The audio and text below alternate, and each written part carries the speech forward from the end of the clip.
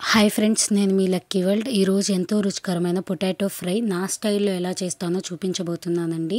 ముందుగా ఒక బాండీ పెట్టుకొని కొంచెం ఆయిల్ వేసుకొని ఆయిల్ హీట్ అయిన తర్వాత కొన్ని తిరుగుమాత గింజలు, కొంత కరివేపాకు వేసి అవి బాగా వేగిన తర్వాత సన్నగా కోసుకున్న ఉల్లిపాయలు అయితే యాడ్ చేసుకోవాలండి. ఉల్లిపాయ ముక్కల్ని చాలా చిన్నగా సన్నగా అయితే కోసుకోవాలి. కోసుకున్న తర్వాత ఇవి కొంచెం గోల్డెన్ బ్రౌన్ కలర్ వచ్చిన వరకు వేపుకొని ఇప్పుడు సన్నగా కోసుకున్న బంగాళదుంప ముక్కలు అయితే యాడ్ చేసుకోవాలండి. బంగాళదుంప ఫ్రైకి కొంచెం ఆయిల్ ఎక్కువే పడుతుందన్నమాట.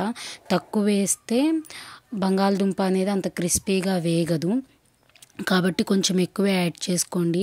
పొటాటో ఫ్రై చేసేటప్పుడు ఎక్కువగా తిప్పాల్సి వస్తుంది. అలాంటప్పుడు జాగ్రత్తగా తిప్పండి, ఎందుకంటే మరీ ఎక్కువగా తిప్పితే పొటాటో అనేది స్మాష్ అయిపోతుంది. అలాగని చెప్పి తిప్పకుండా ఉంటే అడుగంటిపోతుంది అనమాట. ఇప్పుడు కొంచెం ఇందులో పసుపు అయితే యాడ్ చేసుకోవాలి. పసుపు వేసుకొని 1-2 సార్లు బాగా తిప్పుకొని ఒక 5 నిమిషాల పాటు అలా మీడియం ఫ్లేమ్లో పొటాటోస్ని ఫ్రై అవ్వనివ్వాలండి. పొటాటోస్ అనేది 50% బాగా ఫ్రై అయిన తర్వాత ఇప్పుడు మనం ఇందులో కొంచెము రుచికి సరిపడినంత సాల్ట్ అయితే యాడ్ చేసుకుందాము. 50% కొంచెం ఫ్రై అయిన తర్వాతే సాల్ట్ యాడ్ చేసుకోవాలండి, లేకపోతే ముందే యాడ్ చేసుకోవడం వల్ల పొటాటోస్ అనేవి ఎక్కువగా ఫ్రై అవ్వమన్నమాట.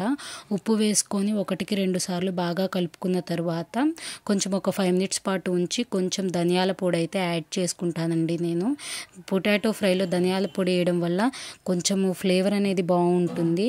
ఇప్పుడు ఇందులో కొంచెం కారం అయితే యాడ్ చేసుకుందాము. కారం వేసుకొని ఒక 5 నిమిషాల పాటు ఉంచేసుకొని దించేసుకుంటే ఎంతో రుచికరమైన పొటాటో ఫ్రై అనేది రెడీ అవుతుందండి. పొటాటో ఫ్రైకి మనం ఎంచుకునే బంగాళదుంపల్ని బట్టే కర్రీ అనేది ఉంటుందన్నమాట, ఫ్రై అనేది. ఎందుకంటే బంగాళదుంపలు కొత్తవి అయితే స్మాష్ అయిపోతాయి, పాత బంగాళదుంపలు అయితే ఫ్రైకి బాగుంటాయి అన్నమాట. మీరు కూడా ఈ స్టైల్లో బంగాళదుంపని చేసి చూడండి, చాలా అంటే చాలా టేస్టీగా ఉంటుంది. Thanks for watching.